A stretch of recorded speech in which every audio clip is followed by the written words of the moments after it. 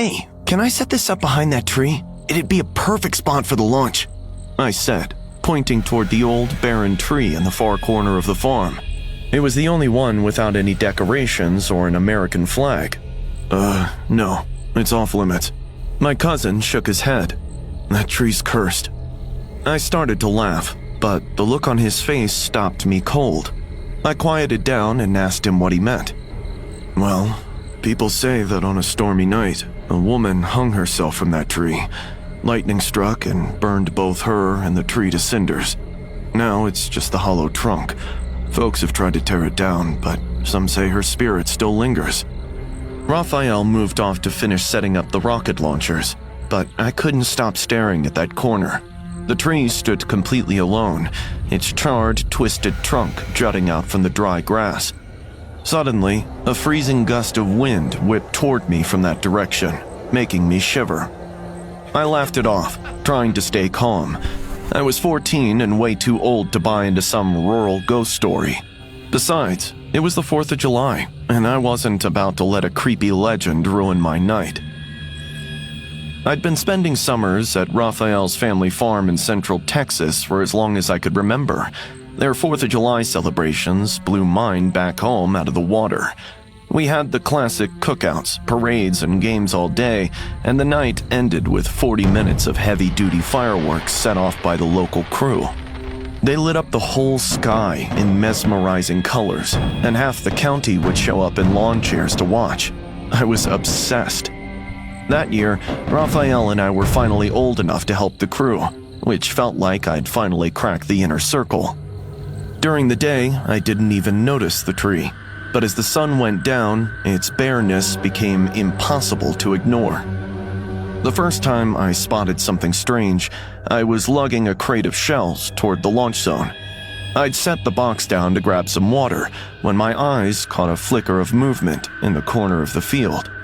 I glanced over and saw a pale shape hovering near the base of the trunk. I pointed it out to Raphael, but he shrugged and said it was probably a plastic bag caught in the grass, so I let it go.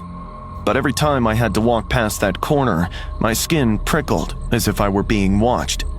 I kept catching quick flashes of white in my peripheral vision, but whenever I looked directly, nothing was there. The lower the sun sank, the more the hair on my arms stood up. I could swear I felt eyes crawling up the back of my neck. Soon, the music kicked in, and the tree slipped out of my mind. I was hanging out by the big American flag that had been put up that morning, when all of a sudden, the music seemed to fade into the background, and a soft humming melody drifted into my ears. It was weirdly hypnotic, and I felt drawn to it. I slipped away from the crowd and started walking toward the tree. When I finally saw her, my blood went cold. A woman was standing at its base. She was bony, gaunt, and dripping wet, as if she'd just been dragged out of a lake. Her hair was matted to her face, and her hollow red eyes stared right through me. My whole body started shaking. I felt cold and numb, but my heart was pounding. I wanted to reach out and touch her. Then, a group of guys walked by, and when I looked back, she was gone. A hand on my shoulder snapped me back. It was Raphael's dad. He'd found me standing there like a statue. I told him what I'd seen, but he said the atmosphere was probably playing tricks on me and sent me to grab some drinks. I tried to convince myself he was right and kept busy. About an hour later, the fireworks started. The sky exploded with colors. Everyone was cheering. Raphael was standing next to me, eating a popsicle and ranking the fireworks, and I was agreeing with him. Suddenly, the humming returned, and my legs started moving on their own. I walked right past a group of kids and an elderly couple watching the fireworks. I was about 40 feet from the tree, well beyond the launch area.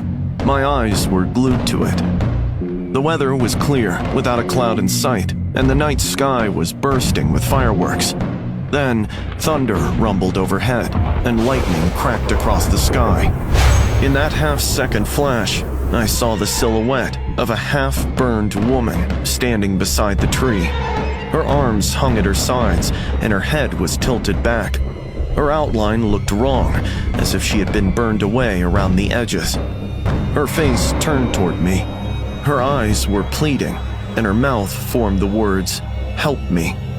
I wanted to reach out, but before I could take another step, Raphael came running from the side. He grabbed my arm and dragged me back just as the final shell exploded, painting the sky red and white. I let him pull me back into the crowd and didn't look at the tree again. But when Raphael asked me what had happened, I couldn't stop going into detail about what I'd seen and felt. The next morning, they found the tree split down the center. It looked as though a door had been ripped open from top to bottom.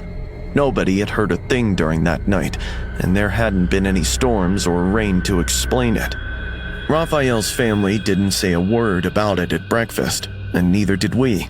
But we did catch each other's eyes across the table for a second before looking away. 10 years have passed since then. I haven't been back to that farm, and Raphael and I have never mentioned it again. But sometimes I still think about those pleading eyes and can't stop turning the story over in my head. What made her do it? Did she even do it herself, or did somebody else do it? What was she trying to escape that still held her down even in death? Did she finally manage to escape, or is she still stuck there?